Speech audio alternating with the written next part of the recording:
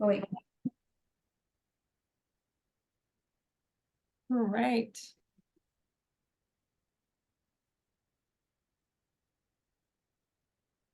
How are you doing today, Katie? I'm doing good. How are you? Honestly, I'm doing really, really well. I'm excited for today's talk. Like it's the community is excited, and therefore it's lovely to bring together like great minds. Oh, that's my timer. I guess it's time to go. The community is, they've been hurt, they've been challenged. It's, definitely unique experience for each individual. And so being able to bring these great minds together, bring in so many different perspectives, and bring clarity, hopefully, bring inspiration, bring hope, and some type of answers is, I feel lucky to be able to do this. Yeah, you So put together a great panel. Very broad. I like it. yeah, I know we're gonna just, for those of you guys joining us, thank you for being here today.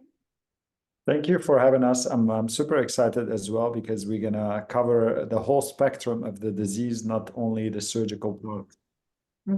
Absolutely. Yeah. And I think that's what we owe everybody is like, as we progress with research, with evidence, with science, and just actual experience, sharing that, right? Sharing what we can. And I know that there's we also have two people who have done phenomenal work here in terms of being able to share it even in literature and that stuff. I know you guys have also done published studies, like there's just so much out there.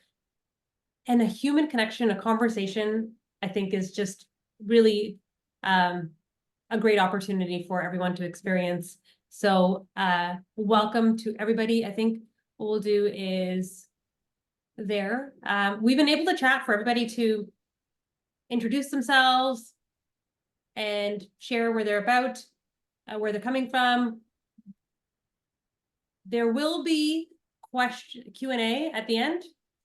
And so our Farah from our team, our endo coach, she will take all of the questions in and we will look at common themes and bring those questions forward.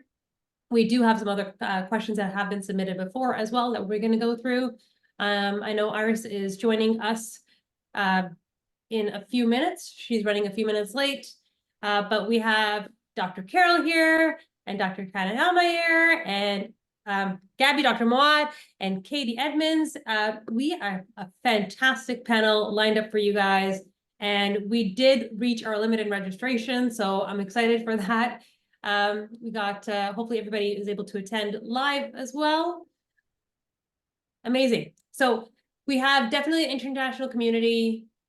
Please do not hesitate to share in the chat where you guys are joining me from. And, any, like I said, questions that you have for this panel, what brings you here today? We are going to start off. So let's begin, and we'll let Iris join when she can. Let's do a roundtable. I want to thank everybody first, before we begin our roundtable, for joining us for this endo expert panel.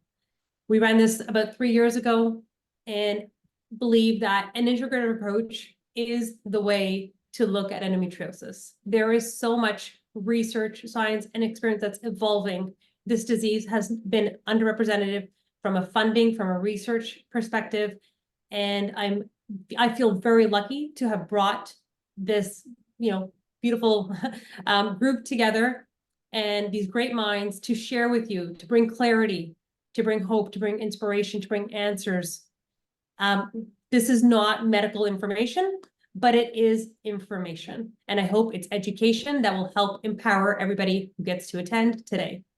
And I want to thank everybody for taking the time out to attend and thanking all these wonderful panelists to actually show up and share their wisdom and their expertise with everybody here. Let's begin a roundtable, and then we'll go through a series of questions as shared on the agenda. based on the topics that we're going to be covering. We are covering the spectrum of this disease, hopefully. We're going to begin with a roundtable. What I'd love for everyone to share is like a little bit about yourself and what do you love about working with the endometriosis community? And Dr. Gabby Mawad, do you want to go first? Yes. I'm Gabby Mawad. I'm a GYN surgeon based in Washington, D.C. and in Miami. It's the Center for Endometriosis and Advanced Pelvic Surgery. Well, I'm fellowship trained, board certified, but actually all of this does not matter because endometriosis training starts even after fellowship. Understanding the disease, understanding the surgical approach, understanding the different kind of pain that patients suffer will enable us to have the most wonderful and rewarding job where a lot of our patient has been gaslighted and dismissed and poorly diagnosed and mismanaged and everything. And when they come in and they seek help, they realize the difference between expertise in the disease and somebody else doing the stuff. So my job is very rewarding because we go through the journey with our patients, enlighten them, educate them, empower them to feel better, to improve their quality of life. And I keep telling them surgery is only one portion of the story. The rest of the story need to be a wholesome approach to endometriosis.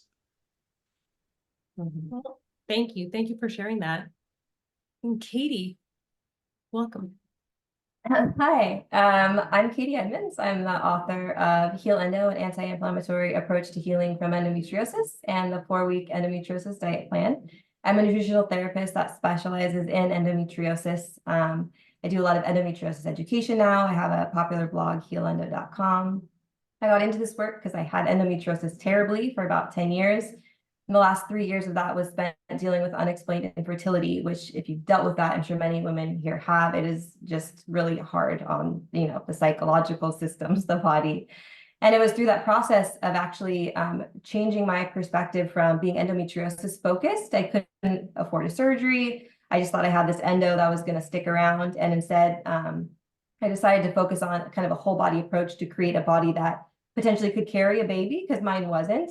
And it was through that process I noticed the most amazing changes in my body. I was shocked in my case. The diet and lifestyle and complementary methods put my endometriosis in clinical remission. And I was shocked because I didn't know that was possible. So that led me to research. My book is all research-based, and it's, what he was saying, surgery is one part, and then there's this other part that is the whole body part, because endometriosis is a full body disease, and it's that full body part that is the focus of my education and research. And I guess the thing I love about the endometriosis community is I just love that, like, any information that goes out there that's really helpful. So when I receive notes from people that they had their first pain-free period of their life, like, that is just, it's amazing. It is so rewarding to hear these stories of people's quality of life so changed, like babies born because of these changes in these people's lives, and getting back to work, just re-becoming humans again, because so much of our humanity is lost when we deal with this chronic disease. So it's a rewarding experience, and I'm honored to be here. Well, thank you. We are so lucky to have both of you. Dr. Masahide Kanayama, welcome. I think you're on mute. Okay. Can you hear me? Yes, we can hear you. Welcome. Okay, great. Yeah, thank you so much for invitation. And my name is Masahide Kanayama. And so this is kind of a tough, long Japanese name. I'm from Tokyo, Japan, originally. And I came to this country after high school and went to medical school in Wisconsin. And I have my surgical training at the Mayo Clinic in Rochester. And then after my Mayo Clinic training, I came to New York because I was invited to start a Japanese medical practice in Manhattan. There's so many Japanese people, but there's not too many Japanese speaking doctor here in Manhattan. So that is over 30 years ago. So I opened my practice in Manhattan and seeing the Japanese women every single day. And every day I saw endometriosis, endometriosis, endometriosis, endometriosis. Almost like a 50% of my Japanese patients has endometriosis. So that's really, I was amazed and I was shocked how common endometriosis among Japanese women. Then that is like a beginning of my journey to fight against this disease. So in the beginning, I don't really know much about this disease, but I really learn from the patient. And the more I have experience with endometriosis patient, there's so many multiple facets of disease. This is very complex, multi-dimensional disease. So that's kind of like a beginning of my specialization to endometriosis. Then over the last 25 to 30 years, more and more surgery I do of my excision of endometriosis, I start to recognize it is very important to develop very precise technique. So that's I come up with more haptic excision technique. And my passion is really helping endometriosis patients to change their life. So education is very important. So that's why I created my Instagram. It's only about 5-6 years ago, but just to educate people, to share the information, share the knowledge, share the wisdom, and just to help whole endo community and the endo sisters. So that's kind of my passion is. Thank you for that. And yes, there You're is welcome. a vibrant Instagram community, and many we've worked with many some of the same clients, and they love your passion for helping women in this disease. Dr. Carol Morley, Hello. welcome. Thank you. Thank you for having me. Hello to my fellow panelists. It's an honor to share this space with you and to all the participants. I've been practicing naturopathic medicine for over 20 years now here in Ontario, Canada. My philosophy as a naturopathic doctor has always been knowledge is power. So education, which we've just heard about here, education is truly the cornerstone of how I help and guide and motivate patients to achieve their health goals. I'm also an educator with Khush with her program, which has been fabulous to help share that piece and to really explain and go through that endometriosis is it's not a hormonal disease as once thought, right? Really, it's multi-dimensional and immune and a systemic disease that we all have to we have to take a better look at. So I do have a few special interests, but the endometriosis is definitely near and dear to my heart, and thank you for having me. Well, let's get started. We'll let Dr. Iris Orbuch introduce herself when she joins as well. The first question, and I've seen this question come up in the chat as I slowly browse over too, is what is the role of surgery?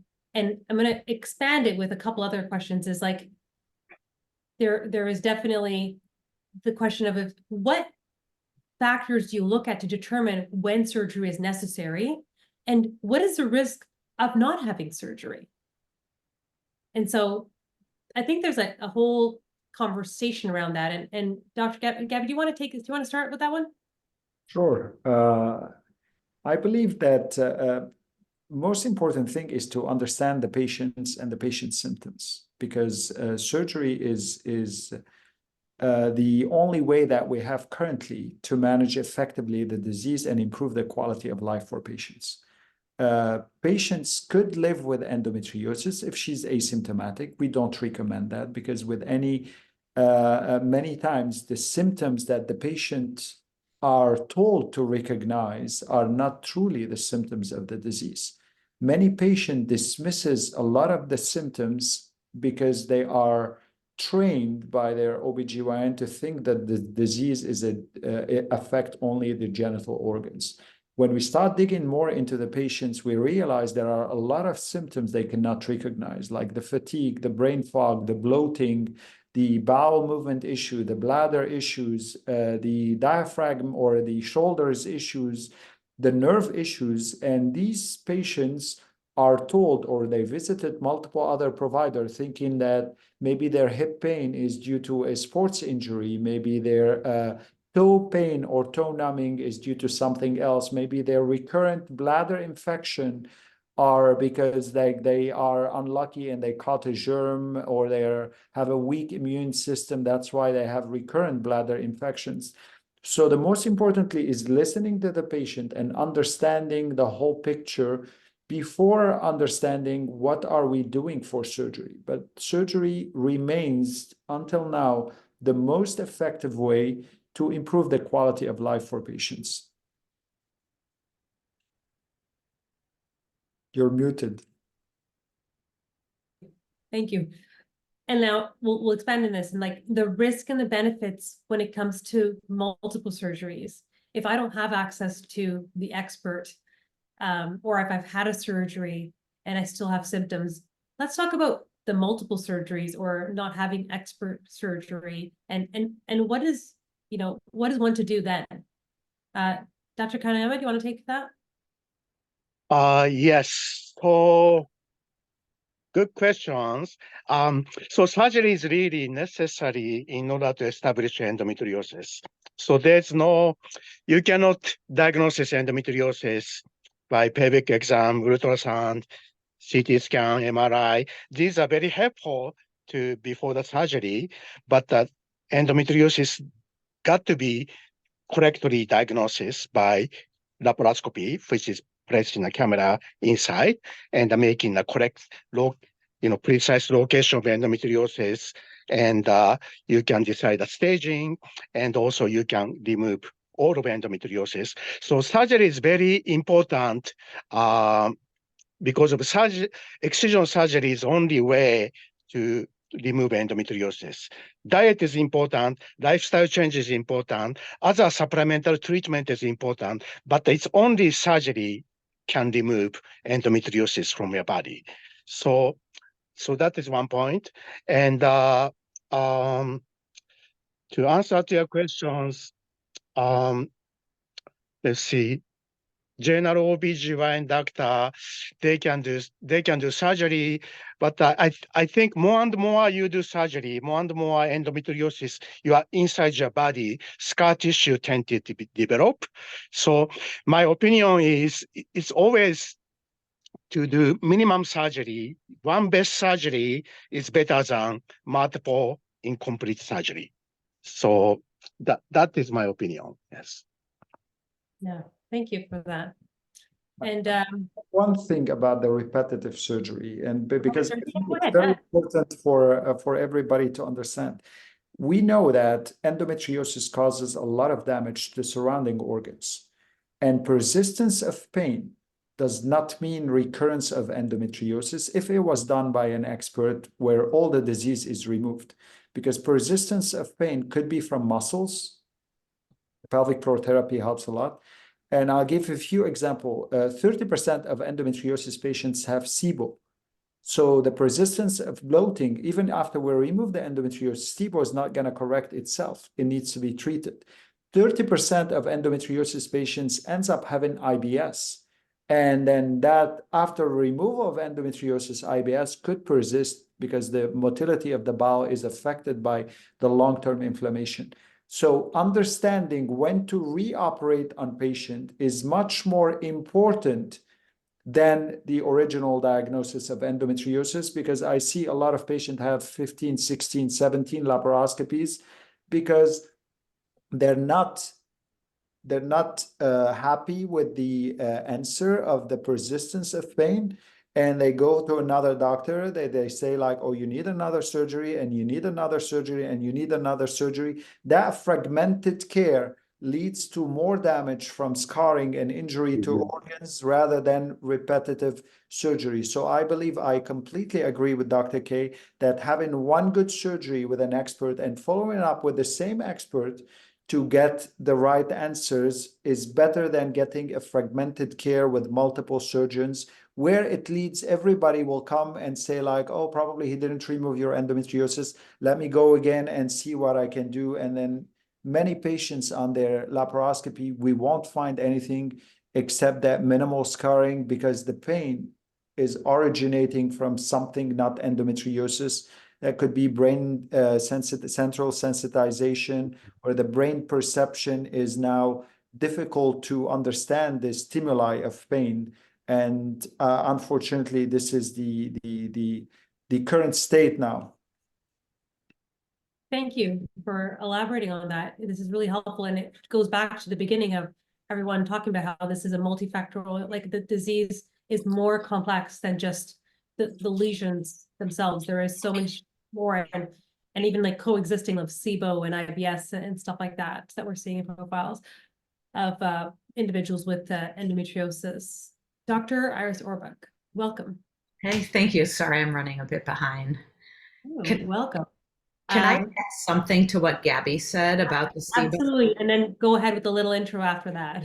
Yeah, I'm actually finding closer to 80% of my endo patients have gut dysbiosis or leaky gut, whether it's small intestine or large intestine or both, and like concomitant SIFO or small intestinal fungal overgrowth. And one of the best things that I've seen in terms of results with my patients is treating their gut in an integrative nutrition way prior to surgery and after surgery. It's like a game changer for my patients over the last decade. Wonderful. That is, thank you for sharing that. So we've rounded out a little bit about surgery, but let's have a short intro. Do you want to do a short intro about yourself and what you love about supporting the endometriosis community? Sure. I'm Dr. Kerin Orbuch, and I'm just passionate about helping those with endometriosis. I'm fellowship trained excision surgeon, so surgery and minimally invasive surgery is what drew me into the field. But over the last almost 2 decades, it's more the understanding of endometriosis as an inflammatory disorder and all of the things that happen because of the decade-long diagnostic delay. And it's tuning up and healing the body from head to toe in an East meets West approach. That's what I love to do, and it really helps patients get better, coupled with a great excision surgery, like what you were just talking about, one really good surgery. While we're on the topic of surgery, there's been a few questions about this, about surgery with infertility cases. Does anyone want to take that?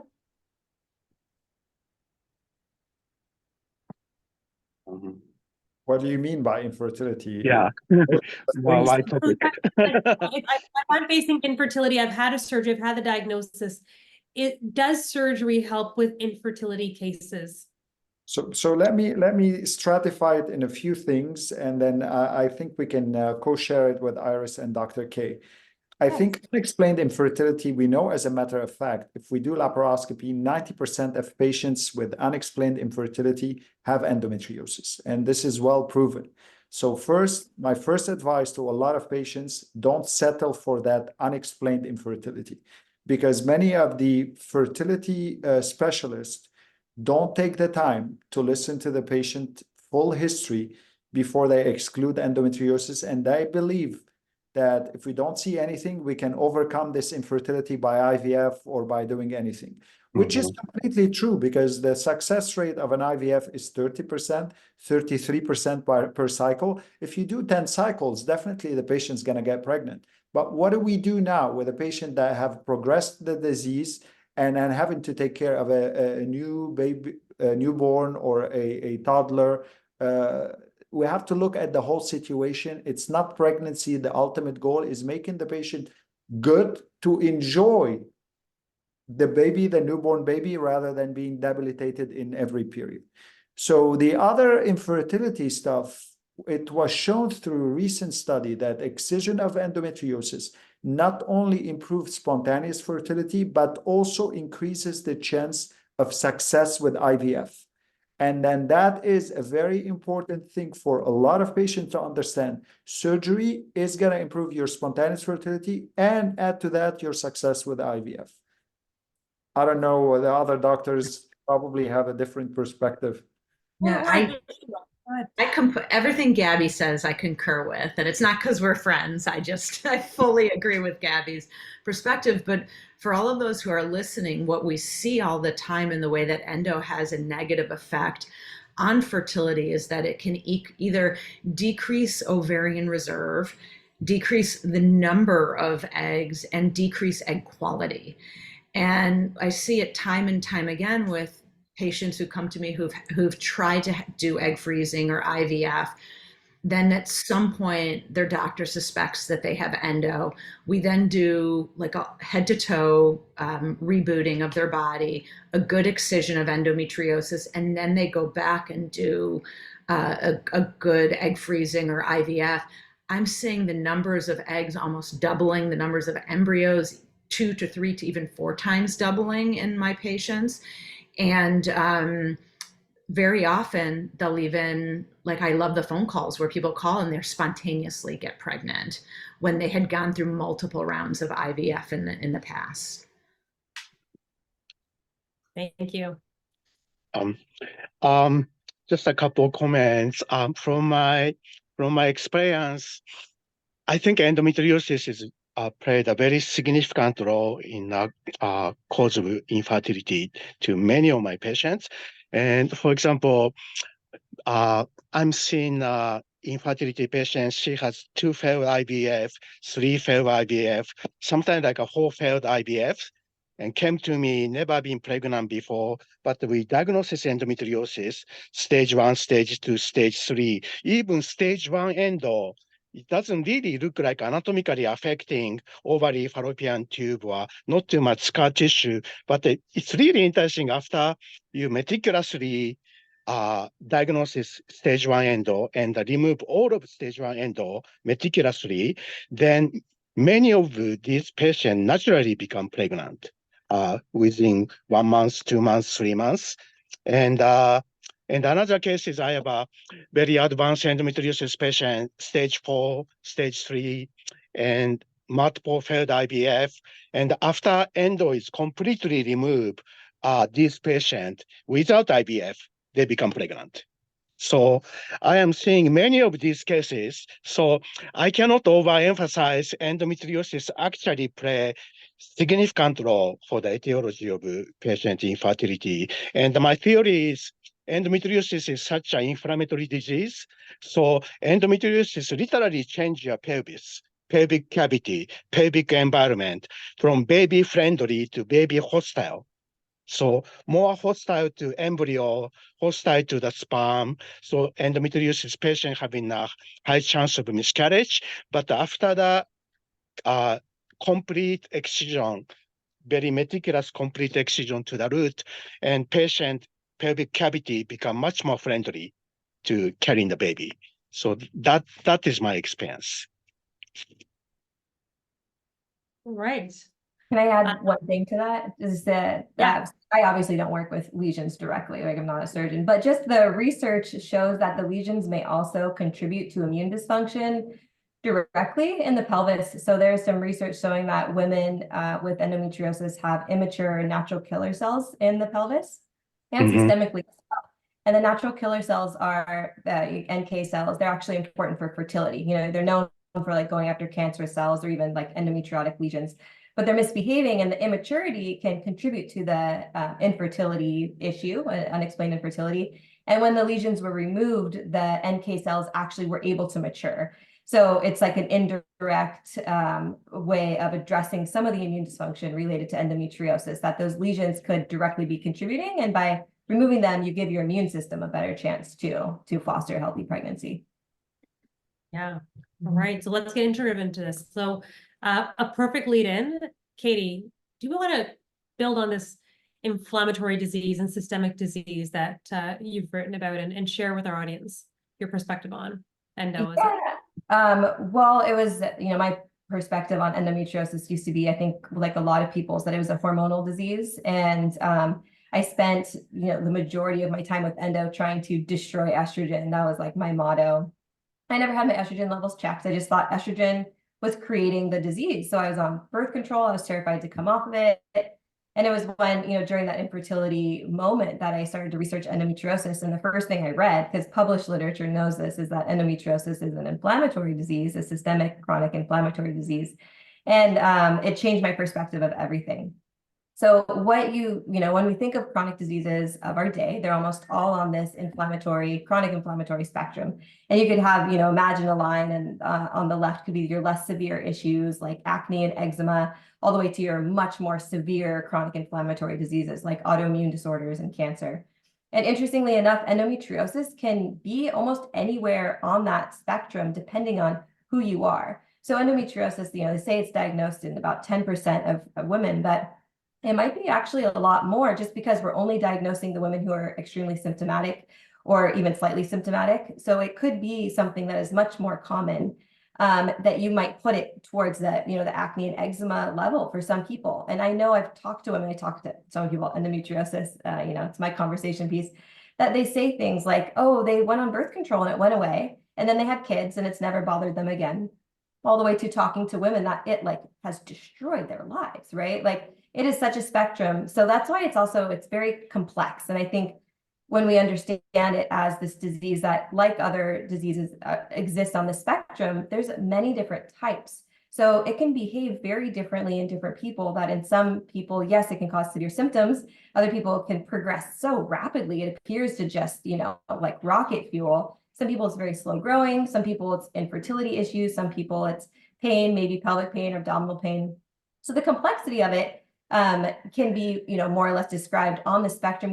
I say we can understand endometriosis better by comparing it to diseases we know better, like cancer. There's many different types of cancer, many different symptoms, different ways to treat it depending on the type. Same thing with autoimmune diseases. And in my book, I relate it to acne, which sounds very offensive because it's obviously, much more severe than acne. But how you can see there's different types and different ways to treat this disease. And even as a disease that it is fueled by estrogen, it's not created by estrogen. So estrogen becomes one piece of this multifactorial puzzle that, yes, it can be very important, but the whole role of your health is not to axe estrogen. Anyone who's gone through menopause or gone on Lupron, you see those symptoms of axing estrogen, you feel really lousy.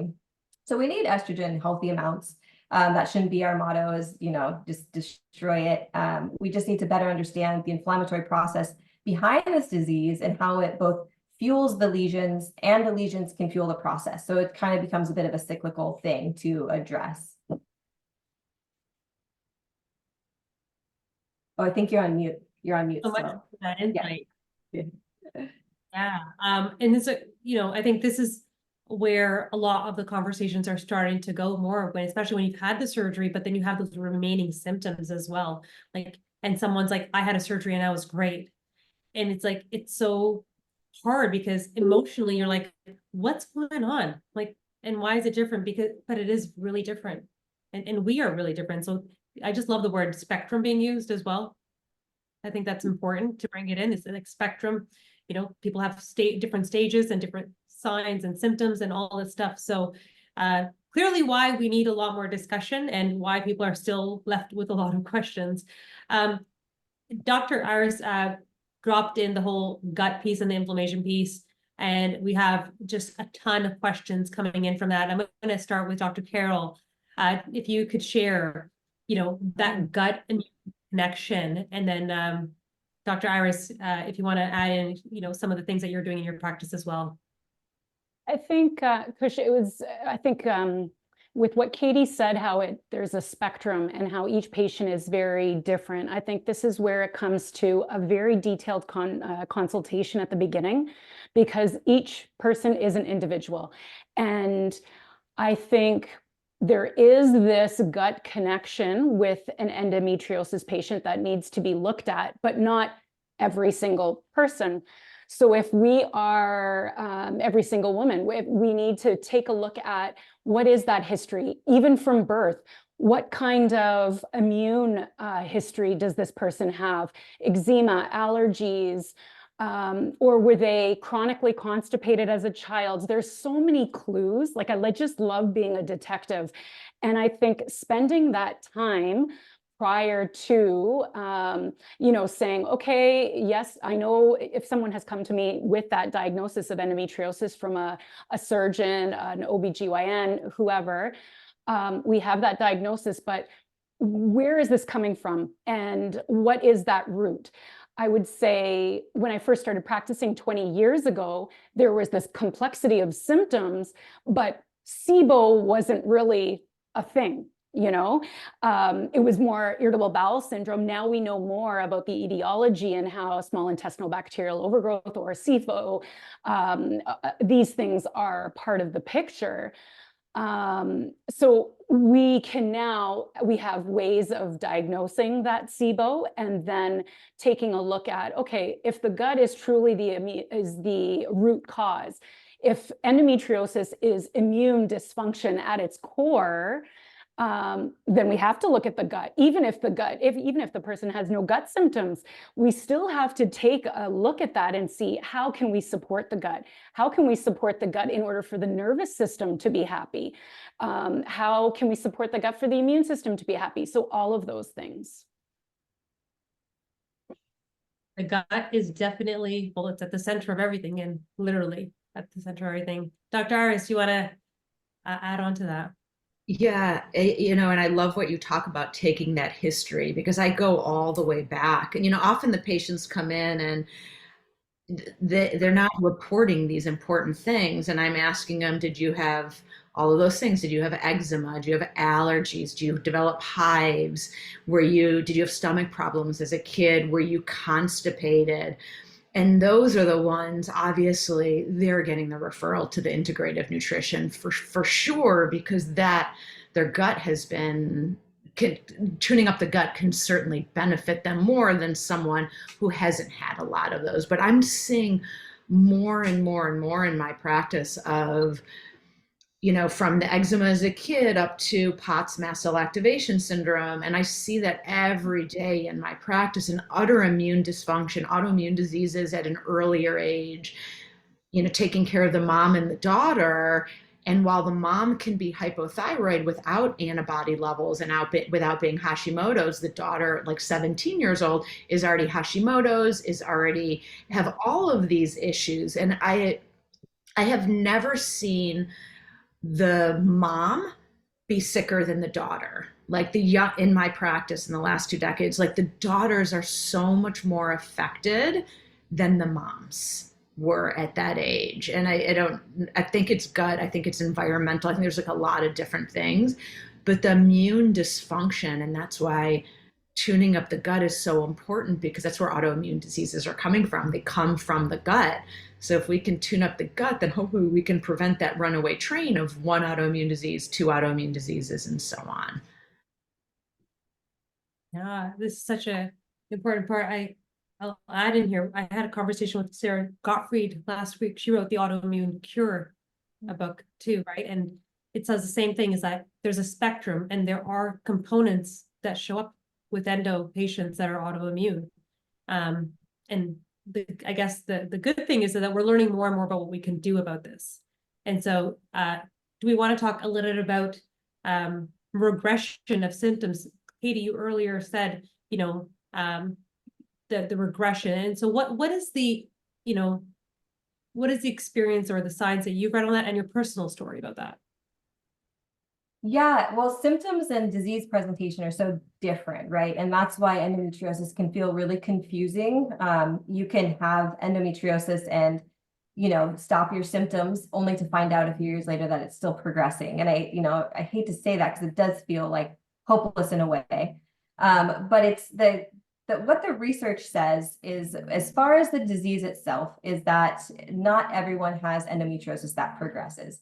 So there's 4 studies that I have found that show, in general, it's kind of an average of these 4 different studies. About 1 in 3 have endometriosis that progress. And that's really bad, right? You want to do everything to prevent organ damage, to preserve fertility. And again, this is different than symptoms. This is just disease. So you can have asymptomatic endometriosis progress as well. But about 2/3 of those patients ended up having endometriosis that stabilized or even regressed. Okay, different than cure, this is just how the lesion behaves. They can grow, they can stabilize, or they can shrink in volume or size, or become more inactive. So that's kind of the reminder that endometriosis is part of this living, breathing paradigm of our body. Talking about the gut, we know that the gut trains many immune factors, and that there's this association between endometriosis and the macrophage. And I say the macrophage is this really dynamic immune factor, does many things.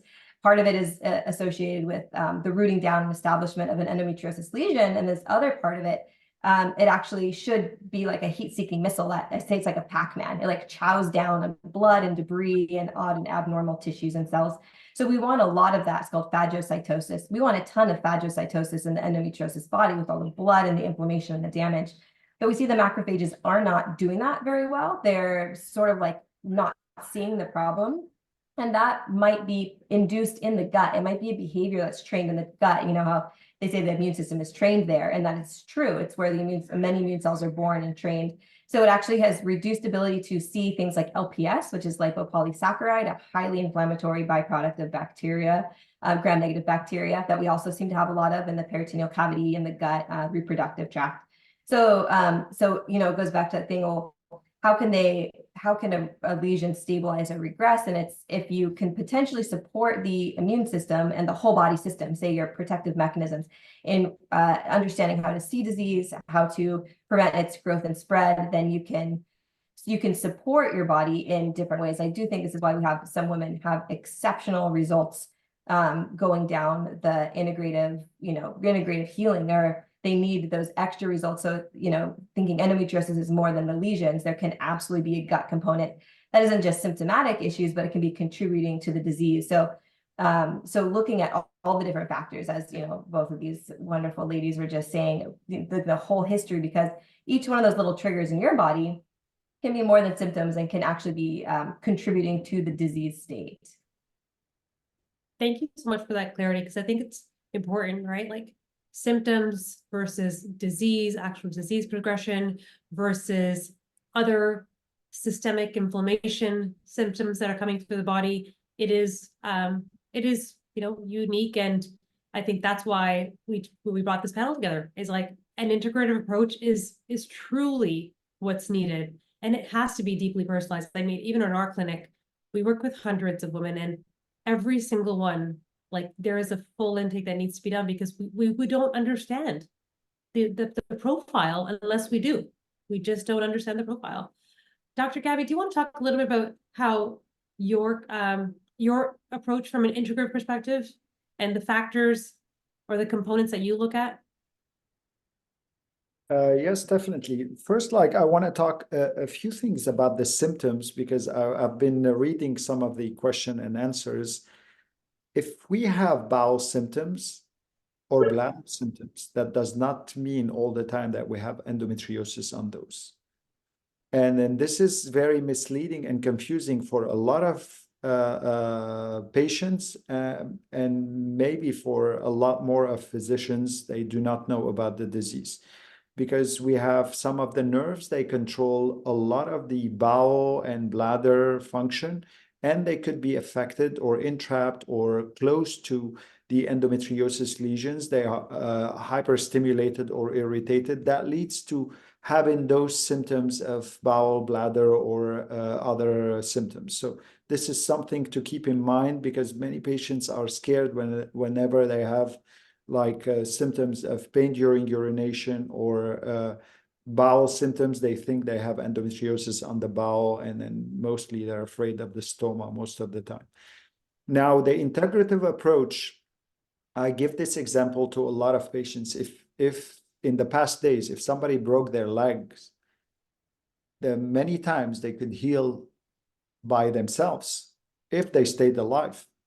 But they heal funny, so they won't be able to walk or do any of that stuff. And this is the same thing. Endometriosis is affecting a lot of surrounding organs, and then including the muscles and the pelvic floor muscles. And most of the time, when you remove the disease, your body will restore its ability to, in many areas, but not all the time in the right way, and not all the time with the right time, because sometimes patients suffer for a longer period of time from the pelvic floor muscles if they didn't want to go to a pelvic floor therapist eventually. So looking at the different symptoms and engaging, I'm gonna give an example. The pain is used to torture prisoners. The pain is so powerful that it drives any human crazy. So those patients who are suffering on a daily basis of pain, they have a lot of impact on their mental health and mental ability. They are depressed, they are anxious, they are traumatized from that pain. And then removing that pain does not exclude the brain ability to perceive the pain after the surgery if we remove the endometriosis.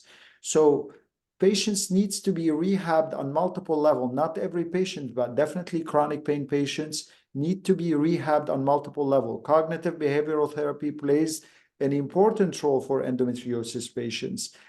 Pain medicine, and I don't mean by pain medicine ibuprofen and Tylenol. A lot of the pain medicine sometimes as antidepressant or as a nerve calmer like the gabapentin could help restoring that firing signals that are coming from peripheral nerve into the central, the brain, where the brain ability to perceive things is clouded whenever patients are subjected to pain every day.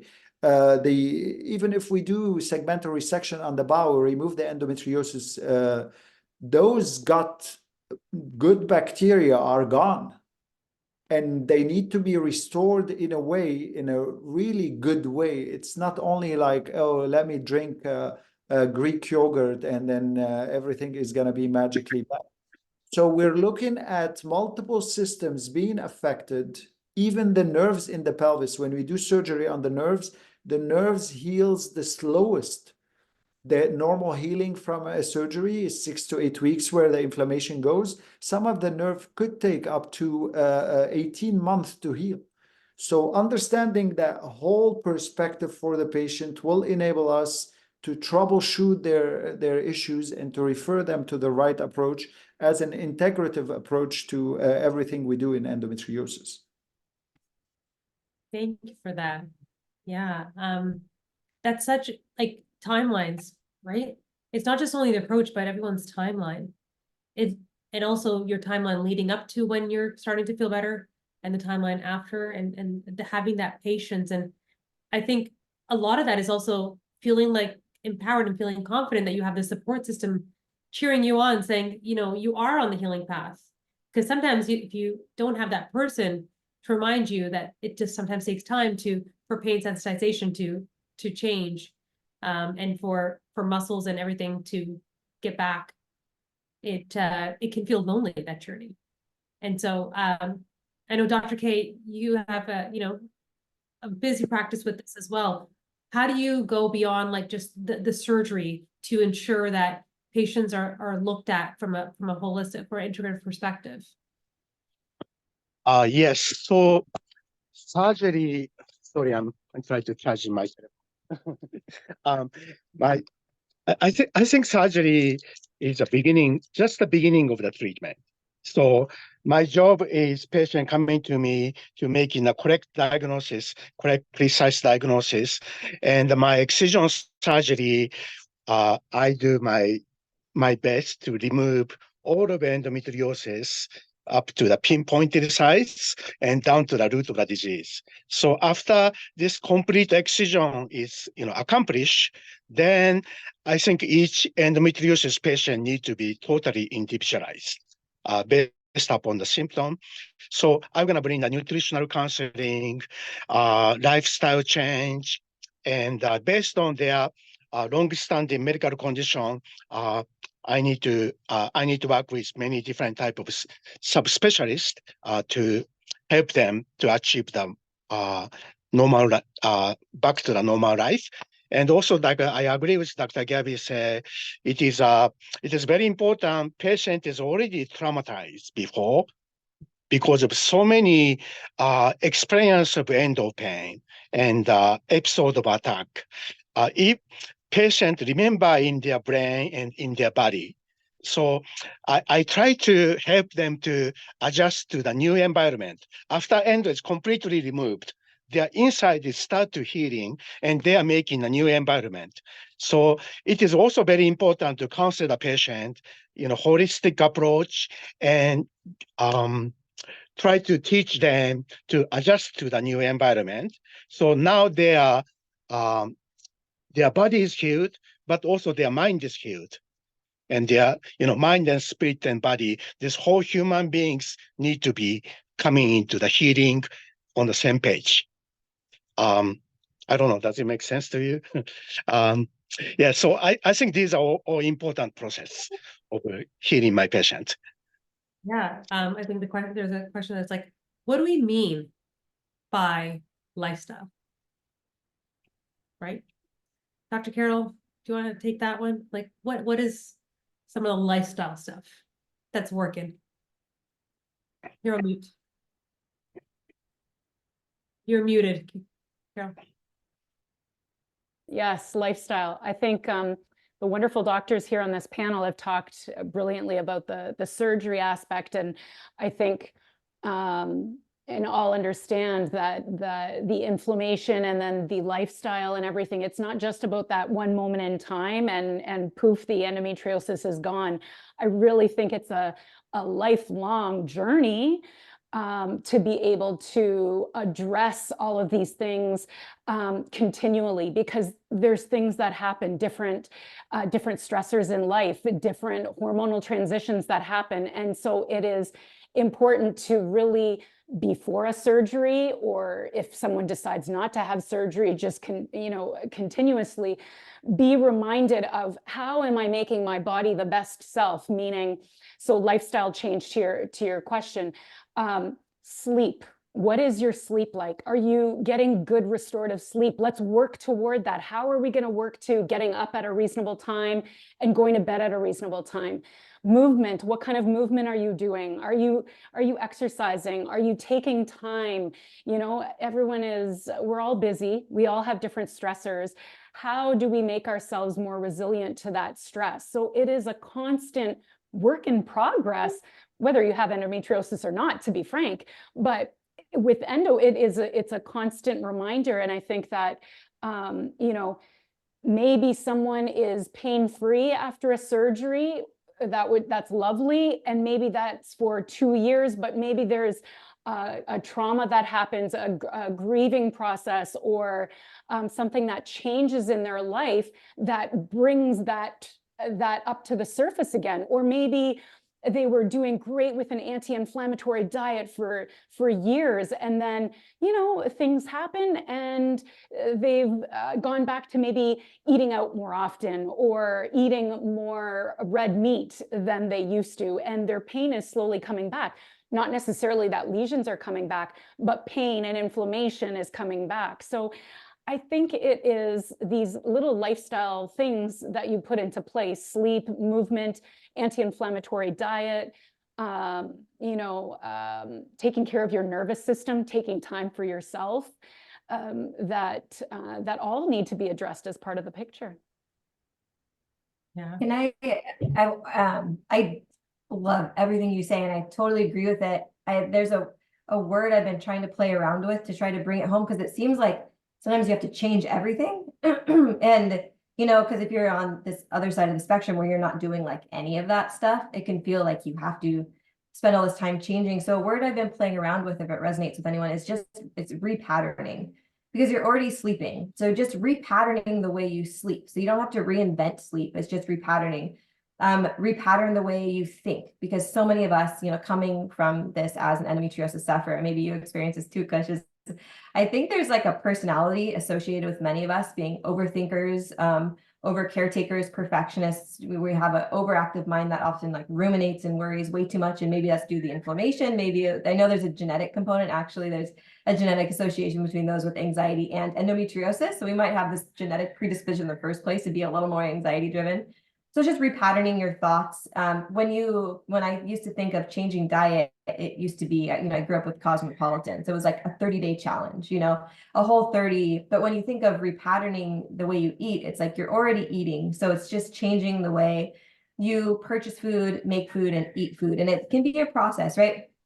But once you repattern the things, you don't have to keep thinking about it. And that's what I didn't realize at the beginning of my journey. Like, fixing all these things felt like much more to-do list, rather than eventually your body just gets used to living like that, and you've repatterned your way of life. And that's what you want, because like, everyone's mentioned, you have to keep these habits for a long period of time, because endo, can regress, it can stabilize or progress, but it can do all those things. At any time you give it fresh inputs, it's likely to go in the direction you don't want it to, or just become symptomatic again. So it's important to keep those habits long term. And so that's how I like to kind of discuss it now, without trying to not overwhelm people. I love that. Yeah, and repatterning and slowly repatterning, what it does is like reprogramming of the gut, of our responses, of our pain responses, of our nervous system. Nervous system, you touched on it, and I'm going to touch on that a little bit, because I feel like that's the place where I've spent the last 2 years in our clinic, and in just supporting women, is understanding the deep connections with trauma, with nervous system upregulation, HPA axis dysregulation, and endometriosis. They're just a lot, and it could be from life, from childhood, and also from the disease and our experience with the disease.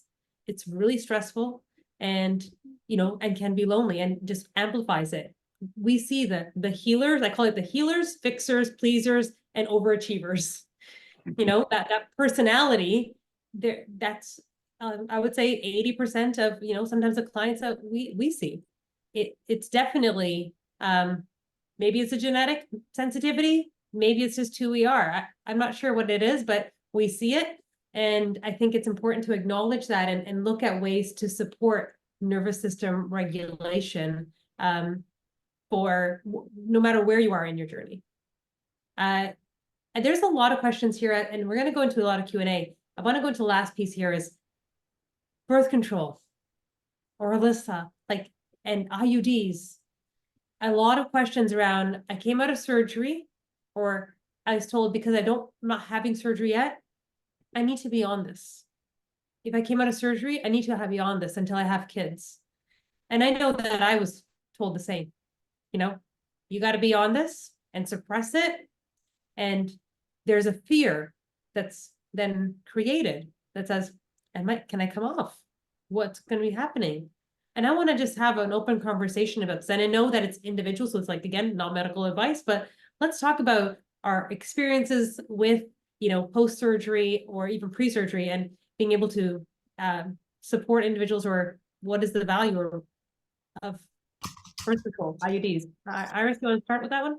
Yeah, I would love to talk about it. So first of all, for those out there who have had a laparoscopy, and then their physician says, oh, there was a lot of endo, you need to go on the pill.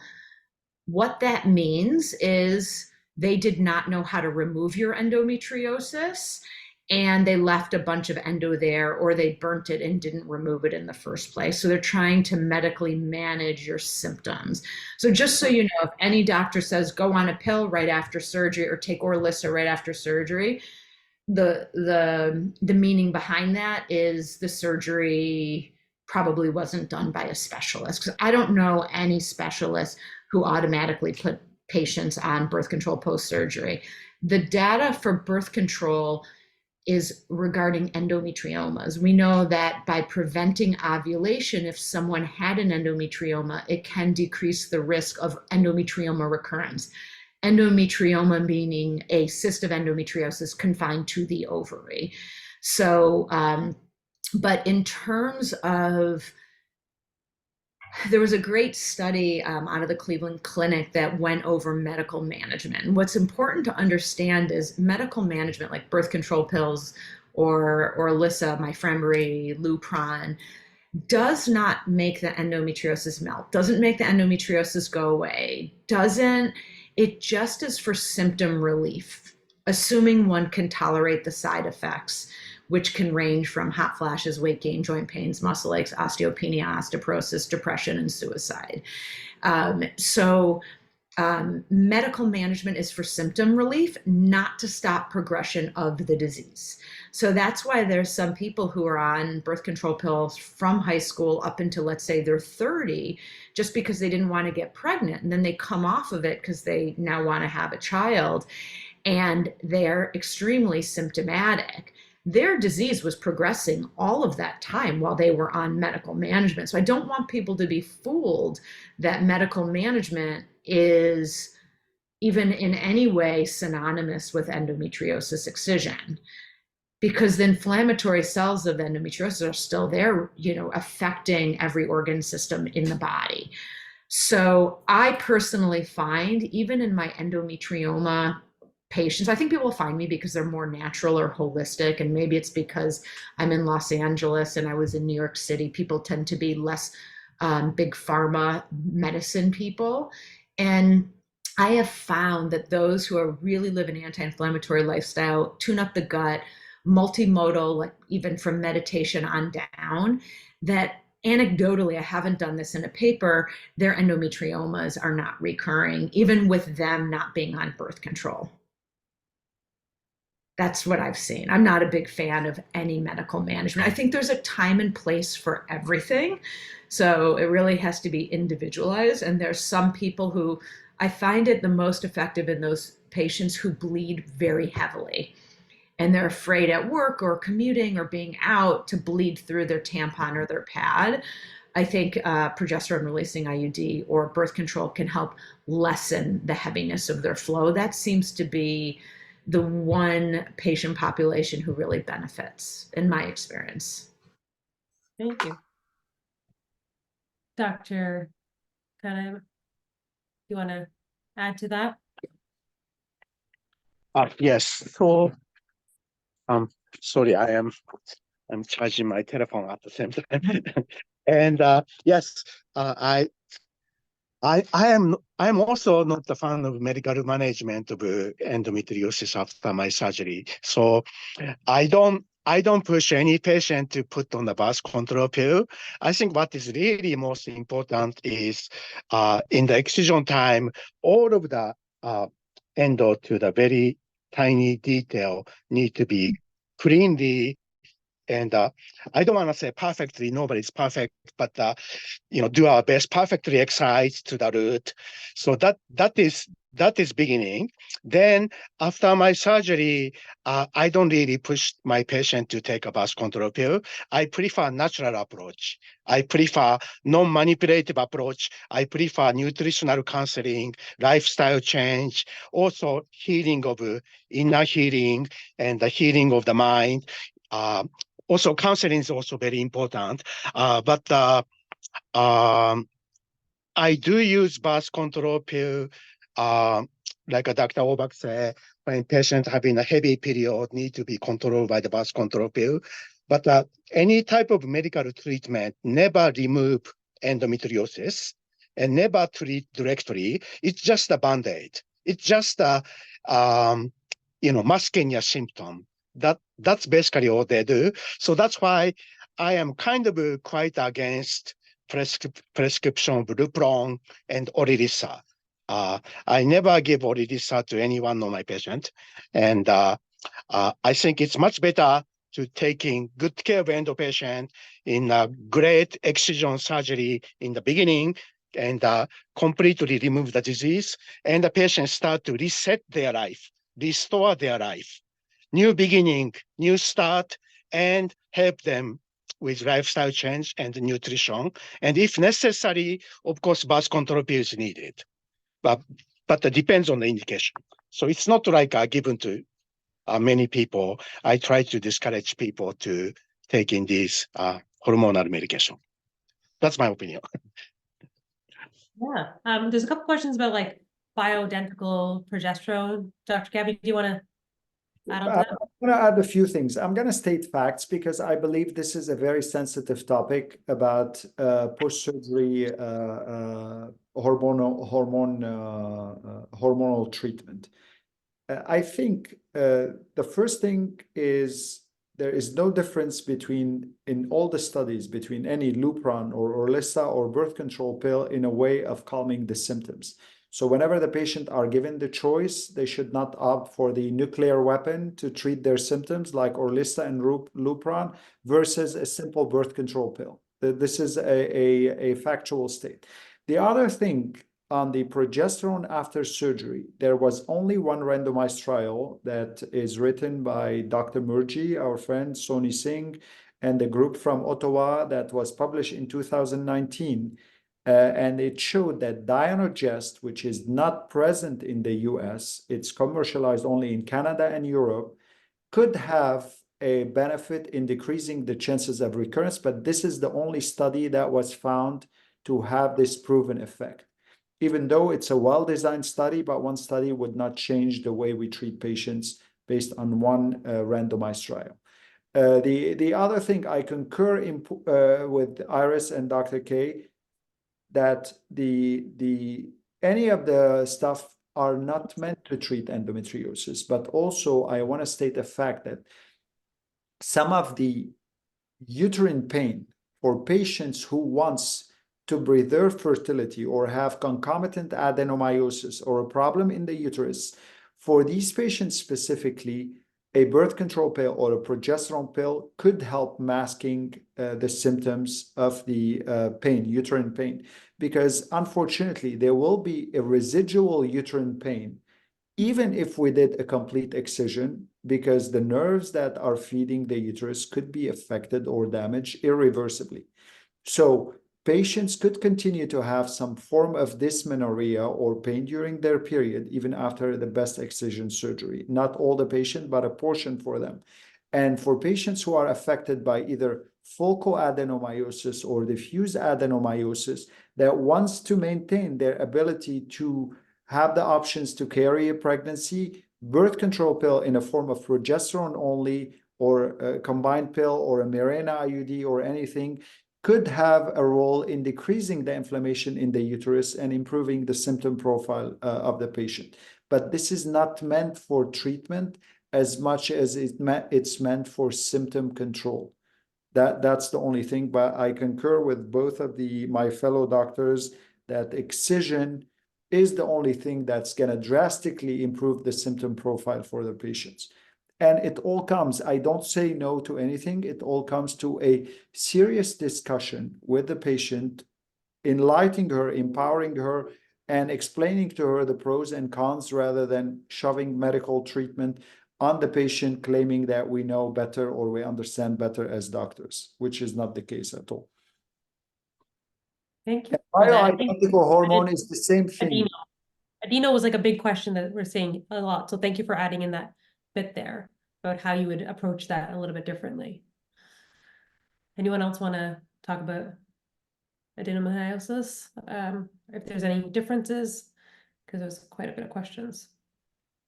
And So Ken, I want to add something about adenomyosis, because adenomyosis, we don't, I published probably 15 papers about adenomyosis, and we don't understand anything even after me publishing 15 papers. Because adenomyosis is a disease that is poorly classified, that is poorly known about origin. If we think we don't know much about endometriosis, imagine how poorly we are educated about adenomyosis. There are different subtypes that we don't understand. Some patients have adenomyosis with endometriosis. Some other patients have adenomyosis just because they delivered 2 C-section, or they did 2 or 3 miscarriages treated by dilation and curettage or DNC. So adenomyosis is a disease that impacts fertility. We don't know which type impacts fertility. We know when the uterus is massively damaged by adenomyosis, definitely. But there is a poor correlation between the imaging and the disease and the fertility outcome or the pain outcome. The most important thing for patient to understand, adenomyosis does not mean you need to remove the uterus. There are a lot of uterine sparing surgical management of adenomyosis. It should be tailored individually to patients. But for me, I see patients come in crying because they offer them only a hysterectomy as the only approach for adenomyosis. I think the literature is clear. Patients who are surgically managed with adenomyosis, and most of the study comes from Japan, Dr. K would agree, Dr. Osada, and then a lot of the studies, they published a lot on surgical management, uterine-sparing adenomyosis, and it gives hope to a lot of patients, because if we do adenomyosis surgery for patients who are less than 40 years old, there is an increase in 32% in the literature, in some studies up to 40% increase in chances of fertility. So if you do have adenomyosis, get an opinion with somebody who understands the disease to enable you and empower you to have different solution rather than a hysterectomy or a definitive surgical approach. Yes, just like Dr. Gabby said, you can save your uterus from adenomyosis, even diffuse adenomyosis. So if you are told by the doctor, only option is hysterectomy, that's not true. So please educate yourself, please study by yourself. And I have saved so many uterus from diffuse adenomyosis, and I saved them, and these people become pregnant and they deliver the baby. But they're in the C-section, but not a natural delivery. But all of this stuff can happen, so you have a complete option to keep your uterus, and it is very important to educate yourself. And another comment I want to make about adenomyosis is just like endometriosis, some research paper coming from Japan talking about adenomyosis actually produce its own estrogen locally. So in a way, it's very similar to endometriosis. Endometriosis is producing its own estrogen, and endometriosis also resistant to progesterone. So endometriosis is actually enzymatically and speaking, it's different from inner lining of uterus. So I do believe some adenomyosis, not everything, but some adenomyosis subcategory is producing its own estrogen, like in endometriosis. So it can be quite aggressively, locally destructive, and but we still don't know much about adenomyosis. That is also true. But my take-home message is, please remember you can save a uterus from diffuse adenomyosis. Right. I love the empowerment from this talk. It feels like there's just so much that's available with the right clarity. But, it's about empowering and having agency over our health and being an advocate for itself, asking the questions and, challenging, because we are the ones with the symptoms, right? Yes. We Yes. ones with the symptoms. We should not feel restrained about asking questions and challenging and understanding the pros and the cons and getting, alternate opinions. I think education and empowerment are so important in this disease, and both the diseases especially. They've been very understudied and misunderstood. So, right. And all endo patients are very smart, and they can be well educated, and they know more than most OBGYN. That's great, amazing. And I want them to keep learning, keep studying, keep educating yourself, and you can choose your own treatment and what is best for you. So let's look at that. So I think we're getting a lot of questions about what are the specifics? Like, where do I go? So, we heard about getting that one surgery. So let's talk about surgery first. How do I know where to go? Like, if I'm not in California, I'm not in Washington, I'm not in New York, where are you guys sending your patients? Iris, you want to talk about that?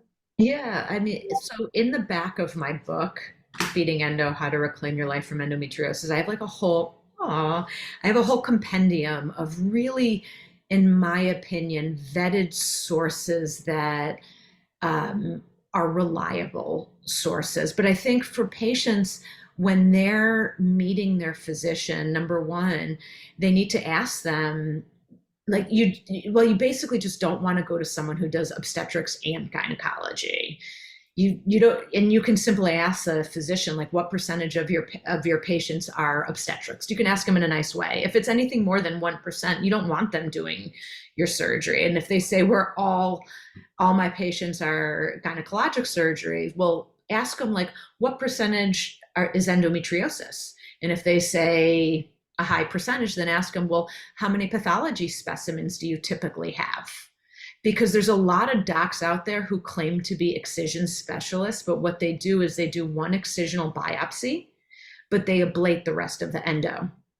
So it's so tough that patients really have to know the right questions to ask to find the right physicians. You can't just rely on a website. I see so many operative reports of physicians claiming to be these like endo specialists, and every operative report is ablating endo, and then the bottom says there was so much endometriosis, my recommendation is for them to go on Orlissa. Like, my heart breaks, So, we don't have a standardized, some people look at Nancy's Nook to find physicians, but I think even within that, you have to do your own due diligence and your own research. Yeah. All right. So that's getting to, and now what about ahead of surgery? So I know I'm going to have a surgery in 3 months.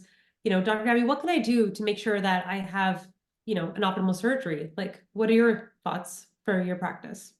We work on a lot of things with a patient. For me, if we know that we have, for example, nerve damage, we start medication to calm the nerve after surgery, minimize the neuropraxia, improve the healing of the nerves after surgery. If the patient have other issues, like for me, the most important thing that we don't talk enough about is if patients desires the ability to get pregnant, the egg freezing before surgery. And I mean the egg freezing not in a way that every patient should do an egg freezing, but they should be talked about so we can understand that the endometriosis could damage organs, and maybe you're not ready to get pregnant right now, but you're ready to get pregnant in 5 years or 10 years. And if you want that ability, at least we have to make a plan that ensure that you're not gonna lose the ability by being mismanaged or not being told about all the options that you have. Because I believe even surgery in the hand of experts will affect the ovarian reserve whenever there is an ovarian endometriosis. So it's very important. And we know even the chances of menopause, if you have bilateral ovarian endometriomas or chocolate cyst or endometriosis cyst, is 1% in the literature. So this is a significant chance because the endometriosis damages a lot the ovarian cortex where all the eggs are there. So having those kind of discussion is very important. A lot of our patients are malnourished before surgery because they keep vomiting, they cannot tolerate any food, they have a specific food. We refer them to a nutritionist specialist before surgery so we can work. For patients with chronic pain, they need to see a pain doctor to manage them around the surgery because these are complex patients that have been taking a lot of pain medication, and maybe their ability to tolerate any trauma like surgery will become overwhelming for them. So cognitive behavioral therapists, a lot of our patients have sexual issues because they had pain during sex, they lost relationship. A lot of our patients have issues of gaslighting, mismanagement. So they are overwhelmed emotionally. So they need to talk to somebody before their surgery so they can prep them in a better way to go through surgery, because surgery is a major event. It might be one other case for me as a surgeon, but it's a major event for every single patient. So having that approach to make sure that the patient's gonna go through smoothly through surgery is extremely important, I believe. Thank you. Katie, do you want to talk about food a little bit?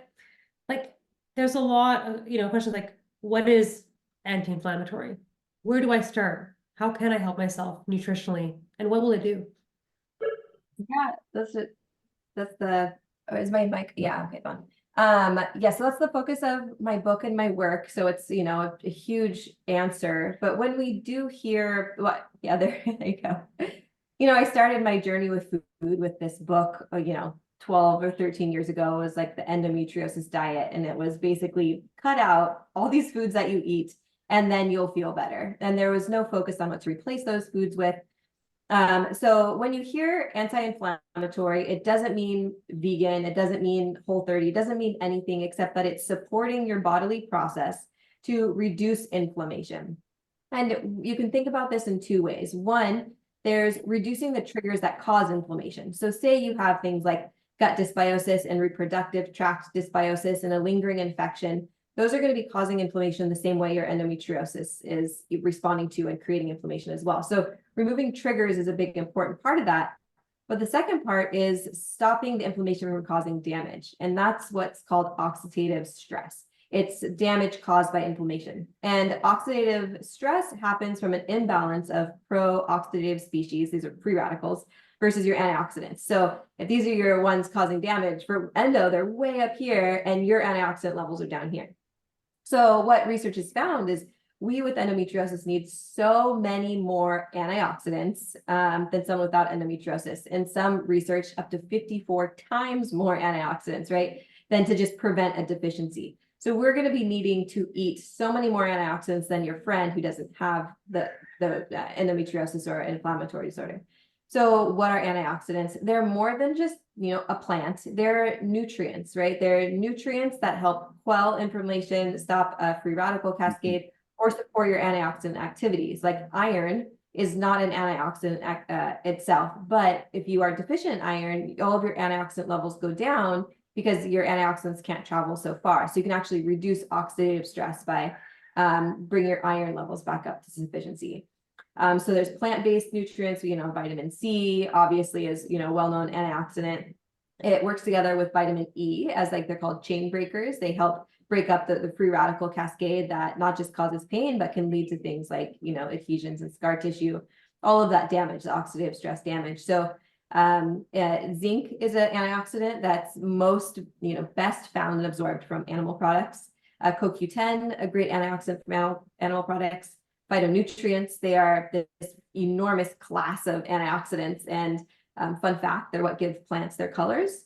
So when you look at different fruits and vegetables and you hear eat the rainbow, it's because every single little pigment is actually due to a different type of antioxidant, many of which have been studied in relationship to endometriosis. So it's increasing the amount of antioxidants you have in your system. And there's some really cool studies showing that this doesn't have to involve a lot of complex supplements. I used to think I could supplement my way out of this disease, and endo doesn't happen due to a deficiency in supplements. It's so much more complex. And there's some studies that were showing that these women in Mexico who had endometriosis, first, they actually had fewer, they were eating less antioxidants to begin with. And there's other associations that women who eat less antioxidant-rich diets are more likely to develop endometriosis in the first place. It's one factor of this very multifactorial disease. But then just by increasing their intake of fruits and veggies to 4 cups a day, and then eating, it was like peanuts and a different seed for vitamin E, sesame seeds maybe. They actually increased their serum levels of antioxidants significantly and reduced the oxidative stress in their system. And that was just through shifting their diet a little bit. So when we're looking at a diet for endometriosis, I call it like an endometriosis supportive diet to try to kind of cut through our preconceptions of what that is. It's increasing the levels of antioxidants. Protein is incredibly important. And so if you have inflammation, you might need 1.5 to 2 times more protein than someone without. And the way you can think about this is like a muscle builder, like a gym person that's always breaking down muscle, that you need extra protein to help rebuild the tissue. So that's why, a lot of muscle builders will have higher protein. Well, if you have chronic inflammation, it's causing damage in a similar way as someone who's going to the gym regularly, constantly breaking down the muscle and tissue, except instead of growing muscle, you just need to repair what's being destroyed. So that's why there's a much higher need for protein. I was vegan and vegetarian for a long time. And I called myself, I had like body falling apart issues because I think I had so much inflammation and I was doing it wrong. I had a very protein deficient diet at the time. And I felt my body was mining the protein, eating my cartilage and my joints. And it was like my knees hurt and my back hurt and my ankles hurt. So, all these little tweaks that aren't completely changing your whole way of being. It's just increasing antioxidants, eating some more protein, making sure you're adequately hydrated. And then if you do have food triggers, which a lot of us do, I say don't go overboard at first with removing foods, because it's often like our very first thing that we want to do is like, oh, I'm just going to clean out my body. There's this like cleanse idea, and replace it with the idea of eating as many nutrient dense foods as possible, blood sugar regulated. And from there, see, like, do you feel better? Do you need to remove a few things? You know, some of us do react terribly to gluten or dairy or eggs, like night or day. Like we won't even touch those things, so they affect us so much. But there are so many nuances with diet.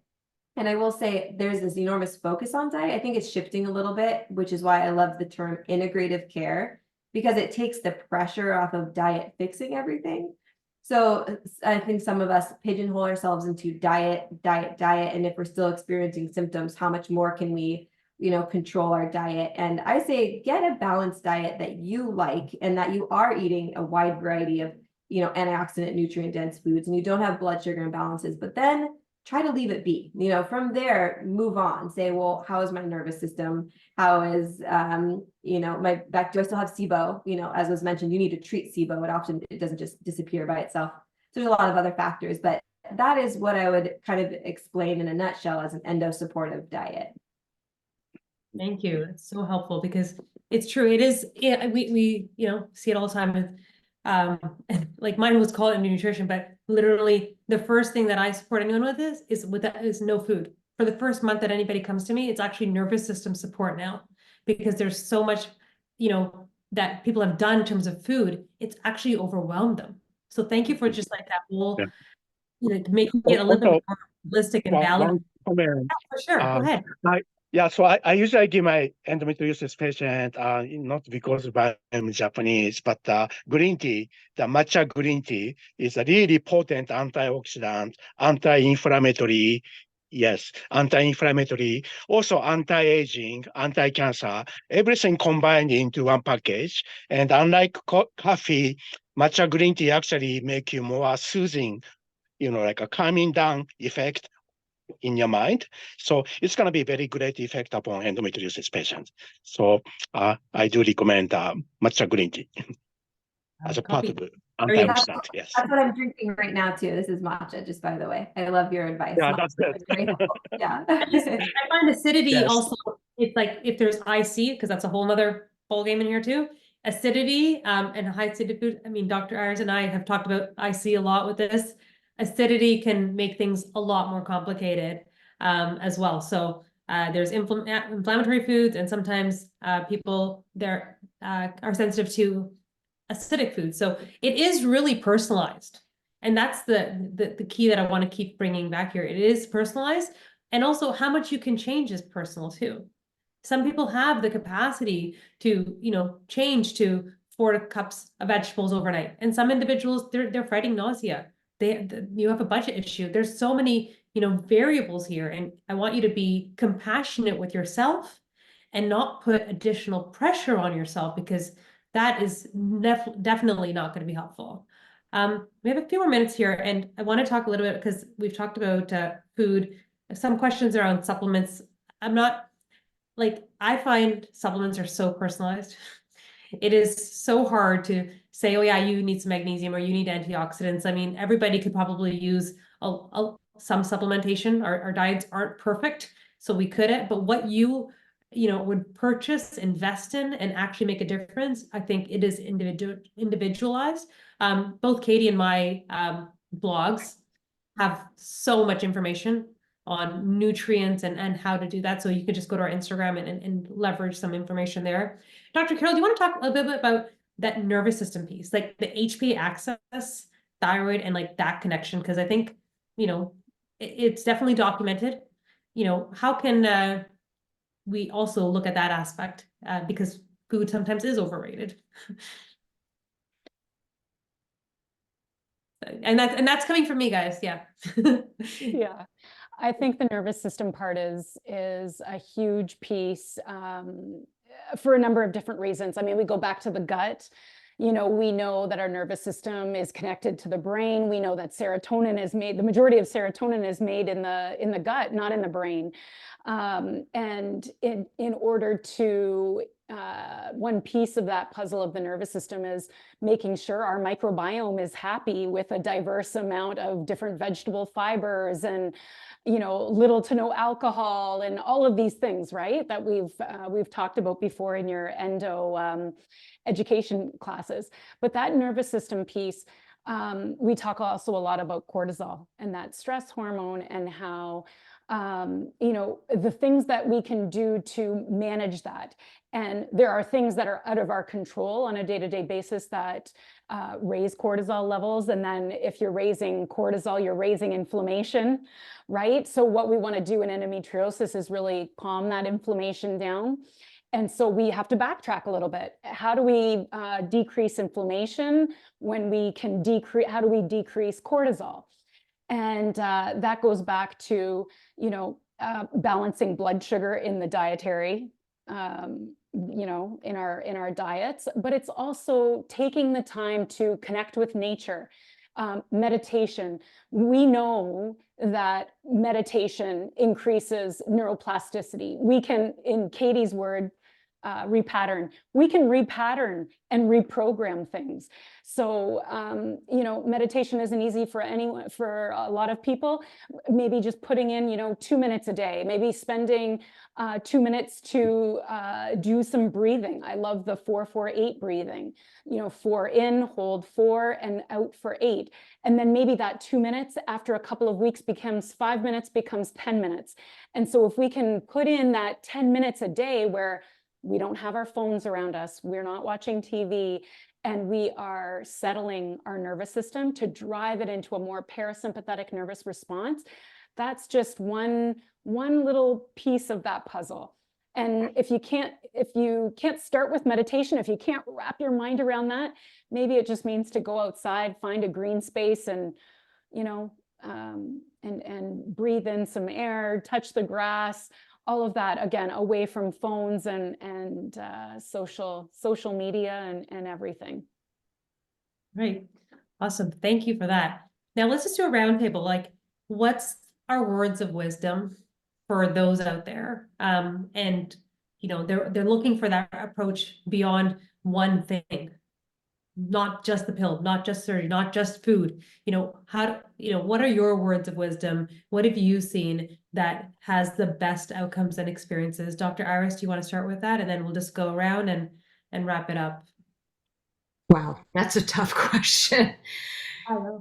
My words of wisdom would be to know your disease better than your doctor, meaning just read and educate yourself and listen to like town halls like this, or and to know you're not alone, and to trust your, not, I mean, we've been talking about the gut, but to trust your gut, trust yourself. And if you feel that the physician or the nutritionist, whoever you're working with, isn't helping you. And then lastly, to understand, because of the decade-long diagnostic delay, there's no quick fix to endometriosis. And it's important to understand, I mean, obviously I'm a surgeon. Excision of endo doesn't fix the tight muscles. Excision of endo doesn't fix the SIBO. Excision of endo doesn't fix the large intestinal dysbiosis. Excision of endo doesn't treat the central sensitization. Because of the decade-long diagnostic delay, we need to do a lot of prehab before the surgery and then post-tab.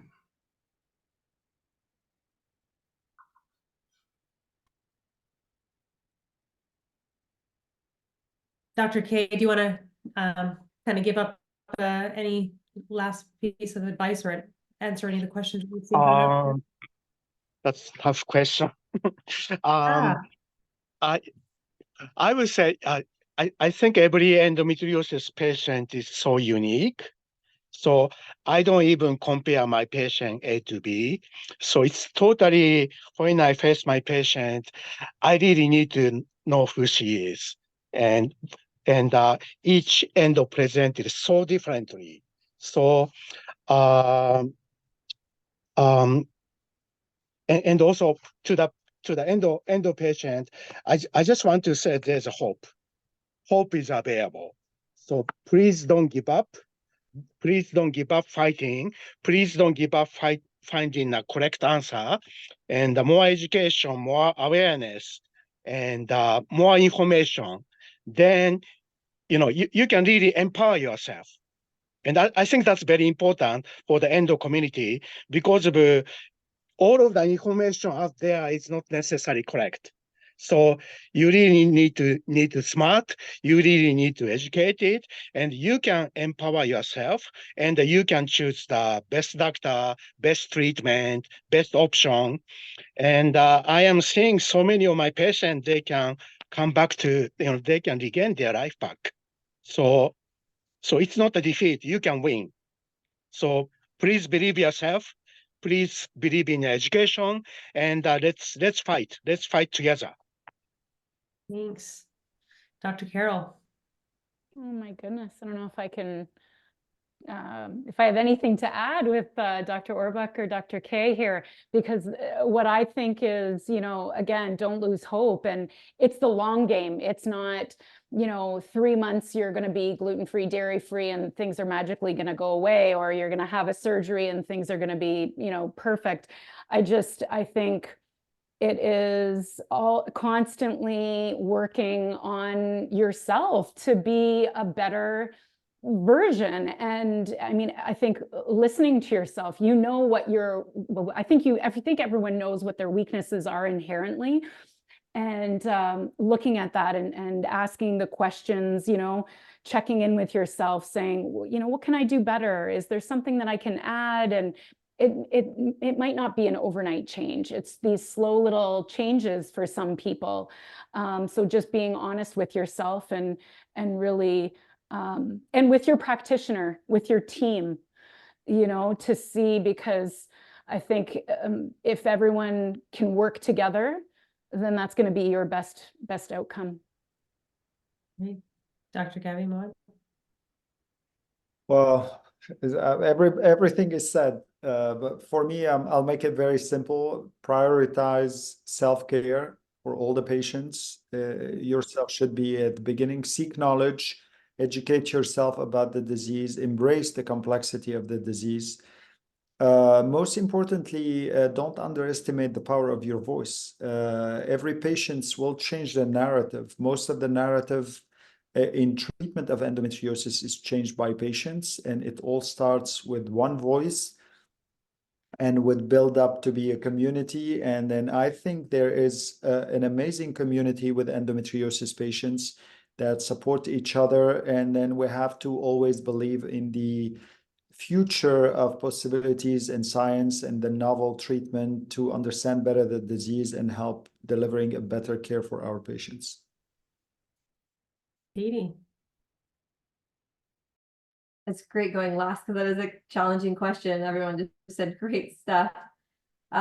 So I could just leave on something simple, because I could just repeat what everyone said. But something I like to say as wisdom is to not attach yourself to that awful tagline that there is no cure. There's no tagline like that for any other chronic disease. Cancer patients aren't running around saying there's no cure, because it is really psychologically damaging on the body. I think we can change it to say there's better treatment. I'm seeking better treatment, or I'm getting better. Just not to make your avatar, the person who you are, become endometriosis, because it's something that we do want to shed. Like, the goal is to get through endometriosis and get it on the other side, right? If you need surgery and lots of functional medicine, if you are one of those easy to address people, that can do a few things and feel a lot better, you want to leave it behind. So that's my advice. Have hope. I think a few people said that already. Have hope that you can treat your very unique presentation of endometriosis, even if it does take time and repatterning quite a bit of stuff. But try not to lose that hope, and with saying there is no cure. Yeah, I would say, it is compassion for yourself and this journey. I bring this panel together because I believe all pieces are such an important part of the puzzle, but how they apply for you, it's going to be your unique puzzle. So I hope that there was, helpful information, insights to start piecing your puzzle together, whether it's, looking at revisiting the surgery discussion, revisiting nutrition, revisiting lifestyle, just have compassion for yourself, for your story, and know that it's hard to have patience, and that's okay if you feel like you don't have patience. You know, that's the compassion part. Know that your journey brought its own unique challenges. And whether it's diet you've been struggling with, whether it's, you know, debating another surgery you're struggling with, whether you've been on the pill, whatever you're struggling with, just have compassion for that, because that right there, it just eases us, you know, eases our nervous system and allows us to just get some clarity back and hope back, like all of these doctors are saying and practitioners say, there is hope. There is hope. We see it every day. Everyone here sees it in their offices. We see it in our offices. There is so much hope there.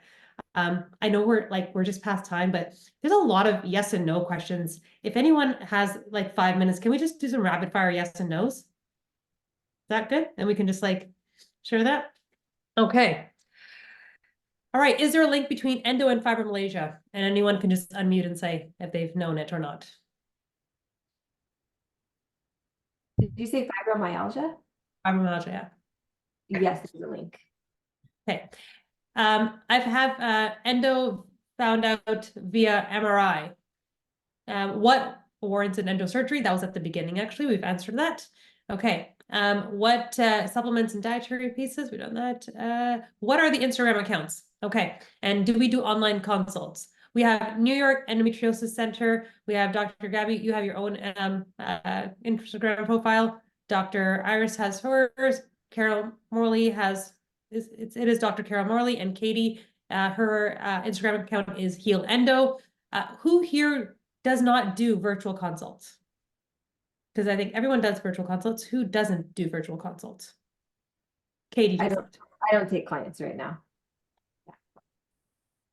Okay, so everybody else does virtual contacts. And does egg freezing and that whole therapy worsen endometriosis? Questionable in the literature. It depends on the patient. If you follow the SRM guidelines, Society of Reproductive Fertility, it does not, but we've seen it over and over. A lot of patients tend to worsen their endometriosis after IVF. So it's still questionable in the literature, no. Thanks. From my All right. experience, yes. Okay. Are there new research of ways of diagnosing endometriosis apart from surgery? Is there research on this? Listening to patient is the most powerful tool to diagnose endometriosis. I concur, Gabby. Listening and a physical exam, we can make the diagnosis. It's very simple. Hey, can you see gut inflammation through surgery or SIBO through surgery? No. And I think you're a GP could diagnose it. Someone else asked that too. So there's lots of questions down here. Okay. Do C-sections worsen endometriosis? Yes. Yes, yes. Yes.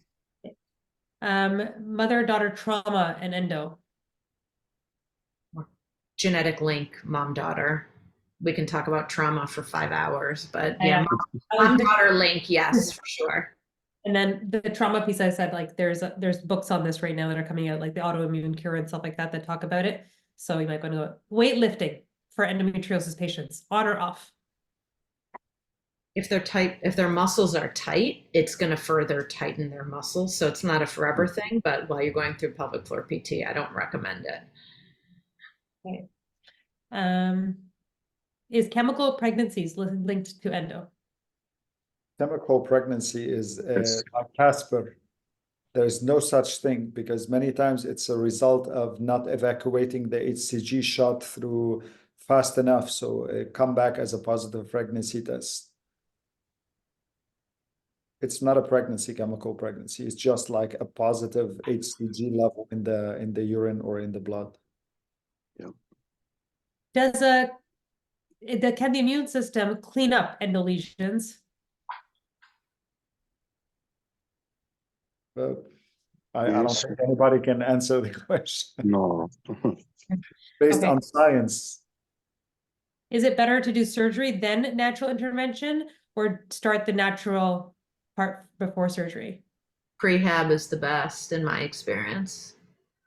For me, it depends on the patient. If the patient is quality of life is completely horrendously bad, I think surgery could come first to relief. But if the patient is tolerating and managing, then rehab first is always better. Yeah, I do similar way, depends on the patient. And if quality of life is already significantly affected, then patient deserve correct diagnosis, exact what is happening inside, and she needs a treatment. I think it depends Nat- on timelines and goals of the patient as well, and age of the patient. So there's a lot of factors there. But I think before and after, you know, to really have the best outcome. Okay, knack for endo. I think it's a good supplement either way. Yeah, I'm a fan. Yeah, it has been researched. That's the one. Yeah. Knack has been researched for pain and symptoms. Is going gluten-free generally a good idea if you have endometriosis to help with good gut health? I would say, I'll take that one. I'll say you can start with it. It might take up to 3 months to notice the difference with gluten.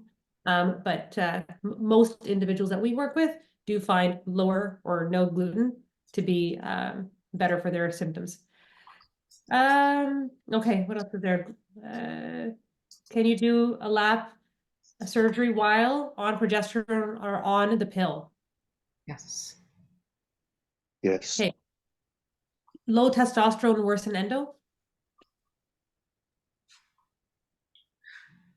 I see low testosterone a lot, but I think that that's a byproduct of someone's immune dysfunction and often maybe coexisting mold, Lyme, and a bunch of other underlying conditions that can cause a lot of low testosterone levels. Okay, awesome. Lots of great questions. And oh, sorry, there's a few more here. I'm just gonna make sure I didn't. Okay. What type of exercises are recommended? Pilates, yoga, stretching exercise, low impact, no exertion. These are good exercises that have been shown to help managing the pain better. Okay. What if I'm still in pain after surgery and trying all the food? We could talk about that for hours. Yes. Right? Yeah. Like, and this is a thing. Everyone, like, have the in-depth conversations with your practitioners. And you might need a team of practitioners. So thank Keep you, digging. everybody. Pardon me? Keep digging. And with patient compassion, like patience and Yes. compassion, I would say. You know, there are phenomenal resources. Check these books out, check these pages out, book an online consult, you know, and just remember to stay hopeful. I always say it's possible to break up with endo. That doesn't mean it goes away or we cure it, but we don't need to be in a heavy relationship with endometriosis where it's consuming, you know, our life. So, doctors and experts, thank you. Thank you so much for taking the time out of your busy schedules to share all of this wisdom and for doing everything that you do. And I think I can say for everybody in the audience, this was really informative, really helpful. And I'm really honored to have hosted this conversation. Thank you. Yeah, thank you so much. Thank you, guys. Thank Take you. care.